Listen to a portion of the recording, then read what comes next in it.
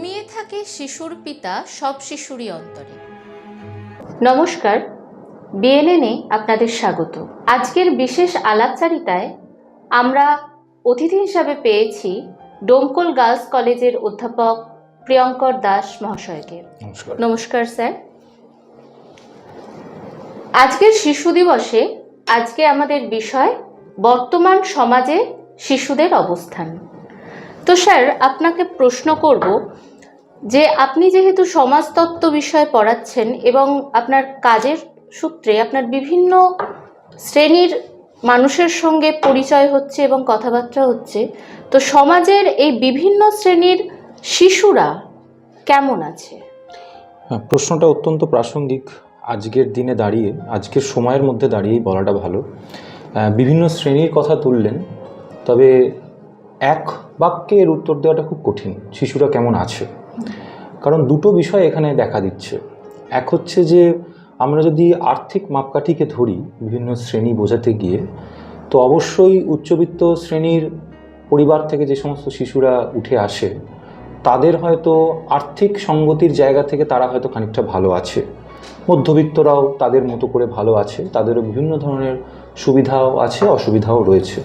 নিম্ন শ্রেণীর মানুষেরও বিভিন্ন রকম অসুবিধা রয়েছে। তবে শিশুদের ক্ষেত্রে যে বিষয়টা প্রযোজ্য সেটা হচ্ছে যে কিছু কিছু সাধারণ বিষয়, সেগুলো কিন্তু সমস্ত শ্রেণীর মানুষকেই, সমস্ত শ্রেণীর শিশুদেরকেই আক্রান্ত করছে। যেরকম বর্তমানে কিছুদিন আগেই ইউনিসেফ একটি তথ্য দিয়েছে, 24 কোটি, সারা বিশ্বের 24 কোটি শিশু হাইপার অ্যাক্টিভ অ্যাটেনশন ডিসঅর্ডারের মধ্যে দিয়ে তারা যাচ্ছে, এবং এটা একটা অ্যাংজাইটির অন্যতম লক্ষণ। একটা উদাহরণ দিই, কিছুদিন আগেই একটি বাচ্চা ছেলে, সে মিষ্টি জাতীয় একটি খাবার তার বাবা মায়ের কাছে খেতে চেয়েছিল। তার বয়স মাত্র 4 বছর। তার বাবা এবং তার কৃমির সমস্যা আছে। তোর মা তাকে সেই খাবারটা না দেওয়ার ফলে সে বাড়ির সমস্ত রকম কাঁচের জিনিসপত্র ভাঙচুর করে। বাবা মা অত্যন্ত চিন্তাপ্রবণ, চিন্তার উদ্বেগের মধ্যে দিয়ে যায় এবং মনোবিদের শরণাপন্ন তার বাবা মা হয়। এবং মনোবিদের কাছে যখন সেই শিশুটিকে নিয়ে যাওয়া হয়, তখন দেখা যায় সেই মনোবিদের দিকেও সে বিভিন্ন রকম দ্রব্য তার হাতে যা ছিল সেই সমস্ত ছুঁড়ে মারছে। তখন মনোবিদ বলেন যে এই শিশুটি কিন্তু কোনো রোগগ্রস্ত নয়, কিন্তু তার অ্যাটেনশন ডেফিসিট হাইপার অ্যাক্টিভিটির একটা সমস্যা রয়েছে। এবং এই ধরনের শিশুদের ক্ষেত্রে সেই মনোবিদ যে পরামর্শ তার বাবা মাকে দেন, এদের ক্ষেত্রে আর্ট থেরাপির প্রয়োজন। এদেরকে বিশেষভাবে অক্ষম শিশু না বলে বিশেষভাবে সক্ষম শিশু বলা হচ্ছে। আমি উদাহরণটা এই কারণেই দিলাম যে আপনারা যখন শ্রেণীর কথা বললেন এবং এই ধরনের যে সমস্যাগুলো, এই ধরনের যে attention deficit hyper activity disorder থেকে শুরু করে অটিজম স্পেকট্রামের কথা আজকে সারা বিশ্বে আলোচিত হয়, এই ধরনের 25টা রোগে আক্রান্ত শিশু কিন্তু সারা বিশ্বে তার পরিসংখ্যান হচ্ছে 24 কোটি। এটা ইউনিসেফের দেওয়া পরিসংখ্যান। এবং এই শিশুরা কিন্তু সমস্ত শ্রেণী থেকেই তারা বিলং করছে, সমস্ত শ্রেণী থেকেই তারা উঠে আসছে। এবং অবশ্যই প্রত্যেকটা শ্রেণীর আলাদা আলাদা ধরনের সমস্যা রয়েছে, কিন্তু কিছু কিছু কমন সিমটম এই ধরনের সমস্যাগুলো সমস্ত শ্রেণীর মধ্যে দেখতে আমরা পাচ্ছি। কিন্তু আজকে আমাদের এই সময় দাঁড়িয়ে আমাদের কাজ হচ্ছে এই ধরনের যারা বিশেষভাবে সক্ষম শিশু তাদেরকে পরিচর্যা করা, তাদের দিকে বিশেষভাবে আলোকপাত করা। এটুকুনি আমি আপাতভাবে বলতে পারি। এবার স্যার, আপনার কাছে আমি জানতে চাইব যে বর্তমানে এই যে শিশুদের অবস্থান, তার কারণ হিসাবে আমরা বিভিন্ন রকম কারণ পেয়ে থাকি। কোনো বাচ্চাকে আমরা দেখি তারা অত্যাধিক মানসিক চাপে ভুগছে, কাউকে আমরা দেখি তারা অনেক বেশি উচ্ছৃঙ্খল হয়ে পড়ছে। তো এই যে তাদের এই উচ্ছৃঙ্খলতা বা এই মানসিক চাপে ভোগা, এটার কারণ হিসাবে কি আমরা কিছুটা হলেও বাবা মায়েরা দায়ী বলে মনে হয়? হ্যাঁ, অবশ্যই বাবা মায়েরা দায়ী বলা যেতে পারে। আসলে যেটা হচ্ছে সেটা হচ্ছে যে এখন বাবা মায়েদের ক্ষেত্রে যেটা আমরা দেখছি যে আমাদের এই যে অর্থলোলুপ সমাজ, যে সমাজ সবসময় আরও উপার্জনের দিকে আমাদেরকে নিয়ে যাচ্ছে, সেক্ষেত্রে বাবা এবং মায়েদের উভয়েরই যে অর্থের উপার্জনের জন্য বিভিন্ন রকম কাজে তারা নিযুক্ত হয়ে চলেছেন, সেদিক থেকে শিশুটিকে যে পর্যাপ্ত সময় দেওয়া দরকার ছিল সেই পর্যাপ্ত সময় হয়তো তারা দিতে পারছে না। মেয়েদের যে এম্পাওয়ারমেন্ট যেটাকে বলা হয়, নারী স্বাধীনতা বাড়ছে, নারীর এম্পাওয়ারমেন্ট বাড়ছে, কিন্তু তার সাথে সাথে যে মায়েদের যে পরিচর্যার যে জায়গাটা ছিল সেই পরিচর্যার জায়গাটা কিন্তু যাচ্ছে কমে। সন্তান পালনের যে দায়িত্ব একটা সময় মায়েদের হাতে অর্পিত ছিল, বলা ভালো সন্তান পালনের দায়িত্ব কিন্তু শুধুমাত্র মায়ের নয়, সন্তান পালনের দায়িত্ব কিন্তু সমভাবে একজন বাবার। কিন্তু আমাদের এই যে পুরুষতান্ত্রিক সমাজ যেটা আমাদের শিখিয়ে দিয়েছে মায়েরাই খালি সন্তানের দায়িত্ব দেবে, পুরুষের সেই জায়গায় অংশীদারিত্বটা হোক বা তাদের যে অংশটা হোক, তাদের যে দায়িত্বটা হোক, সেটা অনেকটা কম থাকবে, সেটাও কিন্তু একটা কারণ। এই সমাজ ব্যবস্থা আমাদের শিখিয়েছে মেয়েদের দায়িত্ব নিতে হবে তার সন্তানের, এবং তার ফলে কি হচ্ছে, মেয়েরা যখন উপার্জনের লক্ষ্যে নিজেদের স্বাধিকার অর্জনের জন্য বিভিন্ন পেশায় যুক্ত হচ্ছে, তখন শিশুর লালন পালনের দায়িত্বটা কিন্তু যাচ্ছে কমে। এই জায়গা থেকে পুরুষদেরও একটা দায়িত্ব কিন্তু থেকে যাচ্ছে, কিন্তু আমাদের এই পুরুষতান্ত্রিক সমাজ সেই দায়িত্বটাকে চেপে দিচ্ছে। উভয়েই যদি সম্মিলিতভাবে শিশুর দায়িত্বটিকে নেয়, তাহলে কিন্তু এই বিশৃঙ্খলতার যে কথা আপনারা বলছেন, উশৃঙ্খলতার কথাটা বলছেন, সেটাও কিন্তু যাবে কমে। আরেকটি কথা যেটা সমাজতাত্ত্বিক হিসেবে আমি অবশ্যই বলতে চাই, পরিবার ব্যবস্থার যে ভাঙন, একটা সময় যৌথ পরিবার ব্যবস্থার দিকে আমরা ছিলাম। যৌথ পরিবারের অনেক সমস্যা রয়েছে, সেটা ঠিক কথাই, কিন্তু তার সাথে সাথে যৌথ পরিবারের অনেক ইতিবাচক দিকও ছিল। আজকে বাবা এবং মা অন্য কোনো কাজে ব্যস্ত থাকলে সেই পরিবারের দাদুরা বা তার জেঠু জেঠিমা, পরিবারের অন্যান্য বিভিন্ন মানুষজন একটা যৌথ পরিবারের মধ্যে সবাই যেরকম সংঘবদ্ধভাবে থাকে, সেই সংঘবদ্ধ রূপের যে ইতিবাচকতা, সেটা কিন্তু একটু শিশুর মধ্যে পড়তো। সেই জায়গাটা যাচ্ছে ভেঙে। এখন আমরা নিউক্লিয়ার ফ্যামিলির কথা দেখছি, নিও লোকাল ফ্যামিলির বিষয়গুলো উঠে আসছে। বিয়ের পর স্বামী স্ত্রী অন্য জায়গায় বসবাস করতে চলে যাচ্ছে, বাবা তার সন্তান তার বাবা মাকে ছেড়ে অন্য জায়গায় কাজের জায়গায় চলে যাচ্ছে, সেখানেই তার সংসার স্থাপন করছে। এটাও কিন্তু একটা অন্যতম কারণ। অর্থাৎ একজন শিশুর পরিচর্যার সাথে সাথে শিশুকে কিন্তু পরিচর্যার সাথে সাথে শিশুকে রক্ষণ করার, শিশুর ওপর কন্ট্রোল করার, শিশুর ওপর পর্যবেক্ষণ করার, শিশুটি কি করছে, তাকে সঠিক পথে পরিচালনা করা হচ্ছে কিনা, এটা কিন্তু একটা আপাদমস্তক একটা পরিবারেরও দায়িত্ব। পরিবারটা কি সে বুঝতে পারছে না। পরিবারটা কি সে বুঝতে পারছে না। পরিবারটা কি বুঝতে পারছে না, এর অর্থটা হচ্ছে পরিবারের যে রক্ষণ, পরিবারের যে শেখানো পাঠ, পরিবারের যে যত্ন, পরিবারের যে লালন পালন, এই জায়গাগুলোর হ্রাস হচ্ছে, এবং তার হ্রাসের ফলেই কিন্তু কি হচ্ছে, এই উশৃঙ্খলতার যে কথাটা বললেন সেই জায়গাটা কিন্তু দেখা যাচ্ছে। এটা একটা অন্যতম সমাজতাত্ত্বিক পর্যবেক্ষণ।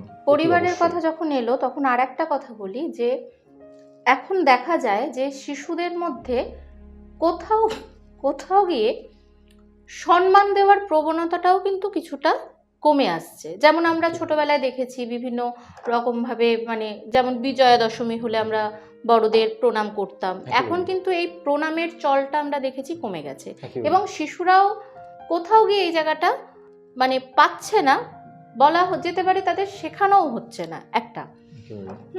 তো এর কারণে অনেক শিশুর মধ্যে সেই সংস্কৃতির জায়গাটা কিন্তু আসছে না। এবার আমি একটু অন্য প্রশ্নে আসব, যে আমরা সবাই উন্নতির শিখরে চলতে চাইছি এবং দিন বদলাচ্ছে, যুগ বদলাচ্ছে, তো সেই সঙ্গে সঙ্গে আমাদের হাতে কিন্তু অনেক রকম ডিজিটাল গ্যাজেটস আসছে।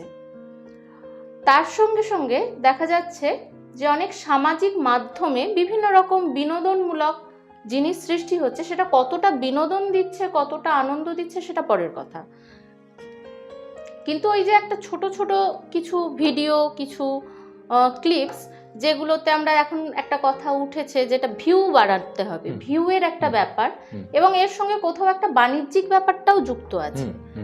তো এটা শিশুকে কিভাবে প্রভাবিত করছে? একেবারে প্রথম যে প্রশ্নটা আপনি করলেন সেই জায়গাটা আমি অল্প করে একটু ছুঁয়ে যেতে চাই। এই যে মূল্যবোধের জায়গাটা, মূল্যবোধের অবক্ষয় হচ্ছে না উন্নতি হচ্ছে, তার থেকে বলা ভালো মূল্যবোধের একটা রূপান্তর হচ্ছে, মূল্যবোধের একটা পরিবর্তন হচ্ছে। বিজয়া দশমীর কথা তুললেন, বিজয়া দশমীর পর বড়দেরকে সম্মান জানানো, আসলে সম্মান জানানোর বিষয়টা এখন অনেকটা প্রতীকীভাবে ইমোজির মধ্যে চলে এসছে। এবং ইমোজি কি, ইমোজি হয়তো আমাদেরকে একটা কিছু শেখায়, কিন্তু তার সাথে সংযুক্ত করতে পারে না।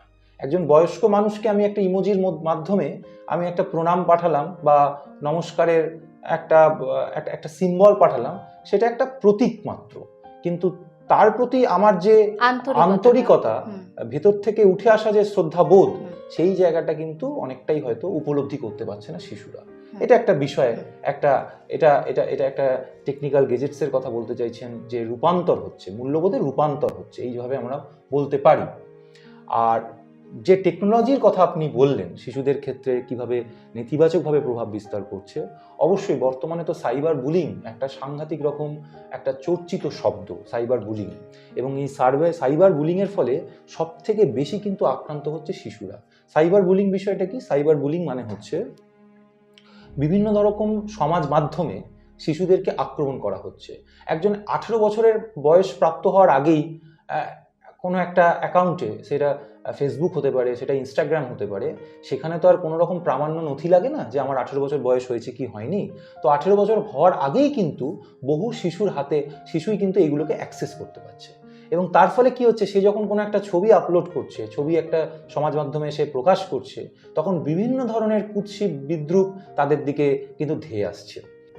একটা শিশু যখন তার হাতে গোটা বিশ্বটা তার কাছে চলে আসছে, এবং যেখানে রক্ষণের জায়গাটা অনেক কম, একটা শিশু যখন তার মধ্যে প্রবেশ করছে, সে কি মনে করছে সমস্ত জগৎটাই তার হাতে চলে এসছে। এখানে সে যা খুশি লিখতে পারে, যা খুশি সে বলতে পারে, যা খুশি সে ডাউনলোড করতে পারে, যা খুশি তার স্বেচ্ছাধীনভাবে, কন্ট্রোলের বাইরে গিয়ে লিমিটলেসভাবে সব কিছুকে সে অ্যাক্সেস করতে পারে। এইটা একটা সাংঘাতিক অপরাধ প্রবণ মানসিকতা তৈরি করছে, এবং অপরাধ প্রবণতাও তৈরি করে দিচ্ছে। একজন শিশু আরেকটি শিশুকেই কিন্তু বুলি করছে, আরেকটি শিশুকে দিকেই সে কটুবাক্য প্রয়োগ করছে, এবং কটুবাক্যটি যখন সে সমাজ মাধ্যমে প্রয়োগ করছে, তখন কি হচ্ছে, তখন সে ভাবছে যে আমি তো সমাজ মাধ্যমে প্রয়োগ করলাম, আমার নাম, আমার পরিচয়, আমার ঠিকানা তো এখানে প্রকাশিত, এখানে আমাকে রক্ষণ করার মতো, আমাকে শাসন করার মতো কেউ এখানে নেই। আমার অভিভাবকরাও জানতে পারবে না আমি কি করলাম, আমার শিক্ষকরা জানতে পারবে না কি করলাম, আমার গুরুজনরাও জানতে পারবে না আমি কি করলাম। এই যে একটা লিমিটলেস অ্যাক্সেস, একটা লিমিটলেস আনকন্ট্রোলেবল একটা যে দুনিয়া, এই দুনিয়াটা কিন্তু 18 বছরের নিচের যারা শিশু, তাদেরকে একটা অপরাধ প্রবণ মানসিকতার দিকে এটা একটা ঠেলে দিচ্ছে। এবং তার ফলে কিন্তু শিশুরাই সাইবার বুলিংয়ের শিকার সব থেকে বেশি হচ্ছে, এবং এই সাইবার বুলিংই কিন্তু অ্যাংজাইটি ডিসঅর্ডারের সৃষ্টি করছে। প্রচুর শিশু নিজেদের প্রাণ বিপন্ন করে দিয়েছেন এর ফলে। বহু উদাহরণ, একের পর এক উদাহরণ কিন্তু সারা পৃথিবী জুড়ে রয়েছে, এবং ভারতবর্ষের মধ্যেও একের পর এক উদাহরণ রয়েছে। তাহলে এই যে আমাদের শিশুদের এত রকম আমরা ঝুঁকিপূর্ণ জায়গায় তাদের দেখছি, তো এই ঝুঁকি থেকে তাদেরকে আমরা বেরিয়ে আনবো কিভাবে, মানে উত্তরণের জায়গাটা, এই একটা সামাজিক ব্যাধি, এটা তো ব্যাধি বলা যেতে পারে। অবশ্যই। তো এই সামাজিক ব্যাধি এবং মানসিক ব্যাধি, তো এই জায়গা থেকে আমরা বের করে নিয়ে আসবো কি করে? কারণ আমরা দেখছি যে বর্তমানে মনোরোগ বিশেষজ্ঞ, শিশু মনোরোগ বিশেষজ্ঞ, এই শব্দটা কিন্তু আমরা খুব শুনছি, এবং তাদের মানে যে তারা যে জায়গায় পরামর্শ দেন, সেখানে কিন্তু দিন দিন কিন্তু ভিড় বাড়তে লেগেছে, এবং অভিভাবকরাও কিন্তু খুব চিন্তিত এই বিষয়টা নিয়ে। তো এই জায়গাটা থেকে আমরা বেরোবো কি করে? আরও আর একটা বিষয় হচ্ছে যে আমরা শিশু, মানে আমরা শিশু বলতে যেটাকে বুঝি, তাদের একটা খেলার একটা জায়গা থাকবে, একটা খেলার পরিবেশ থাকবে, আমরা দেখছি কিন্তু সেটা কিন্তু চলে যাচ্ছে, তাদের খেলার মাঠ কিন্তু পুরোপুরিভাবে হারিয়ে যাচ্ছে।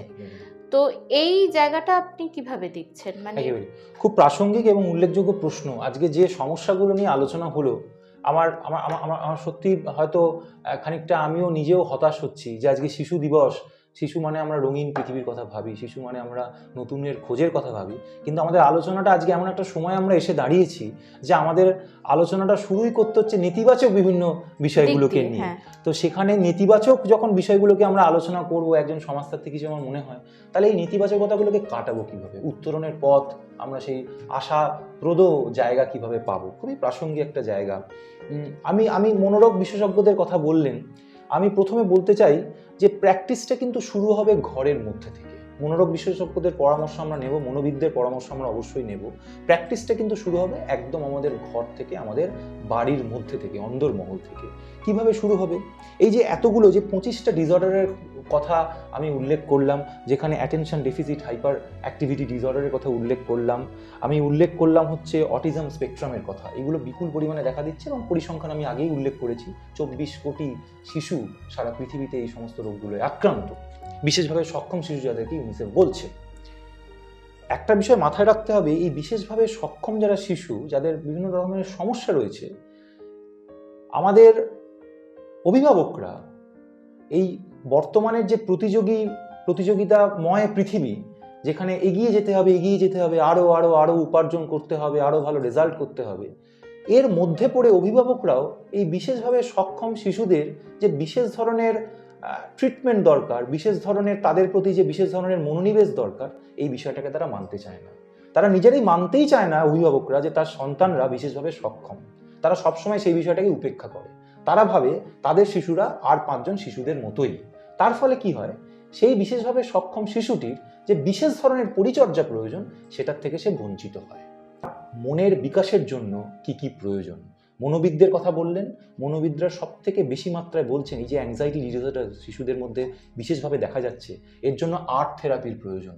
এই আর্ট থেরাপি মানে কি, যে বিশেষভাবে সক্ষম শিশুটি হয়তো পড়াশোনায় তার মনোনিবেশ নেই, কিন্তু দেখা যাচ্ছে সে পড়াশোনা ব্যতি রেখে অন্য কোনো একটা কাজ, সে হয়তো সাংঘাতিকভাবে দারুণ ফুটবল খেলতে পারে, সে সাংঘাতিকভাবে আর্টের প্রতি তার সাংঘাতিক রকম মনোনিবেশ, সে অন্য কোনো সৃজনশীল কাজে তার সাংঘাতিক রকম দক্ষতা রয়েছে।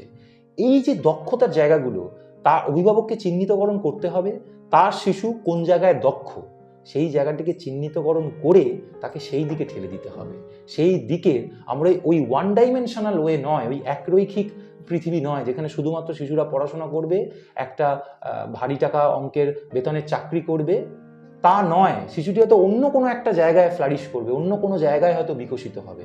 খেলার মাঠ তো সত্যি খেলার মাঠও আজকে হারিয়ে যাচ্ছে, সেই চাঁদিয়াল ঘুড়িটাও আজকে আর আমরা দেখতে পাই না। সেই চাঁদিয়াল ঘুড়িটাকেও আমাদের প্রয়োজন, খেলার মাঠকেও আমাদের প্রয়োজন, এবং অবশ্যই অঙ্কন শৈলীগুলোকেও প্রয়োজন। এবং অতি অবশ্যই আরেকটি যে বিশেষভাবে যেটা দরকার, সেটা হচ্ছে একজন শিক্ষক হিসেবে আমি বলতে পারি, এই শিক্ষকরা ক্লাসরুমে বিশেষভাবে সক্ষম যে শিশুটি রয়েছে, সেই বিশেষভাবে সক্ষম শিশুটির দিকে তারাও মনোনিবেশ করতে পারে না। কারণ অন্য 5 জন শিশুকে একভাবে দেখতে গিয়ে বিশেষভাবে সক্ষম শিশুটির যে বিশেষ পরিচর্যা প্রয়োজন, সেটাকেও তারা বুঝতে চায় না বা বুঝতে পারে না। তাই জন্য অভিভাবকদের সাথে শিক্ষকদের একটা সাক্ষাৎকার দরকার, কন্টিনিউয়াসলি একটা ইন্টারাকশন দরকার সেই বিশেষ শিশুটিকে নিয়ে। তাহলে আমরা একটা সুন্দর পৃথিবী পাবো এবং শিশুদেরকে একটা সুন্দর পৃথিবী দান করতে পারবো। এবং সবশেষে বলে রাখি, করুণা মাখা সহানুভূতি নয়, চাই ভালোবাসা মাখা সমানুভূতি। এটাই শিশুদের ক্ষেত্রে আজকের দিনে বিশেষভাবে প্রযোজ্য।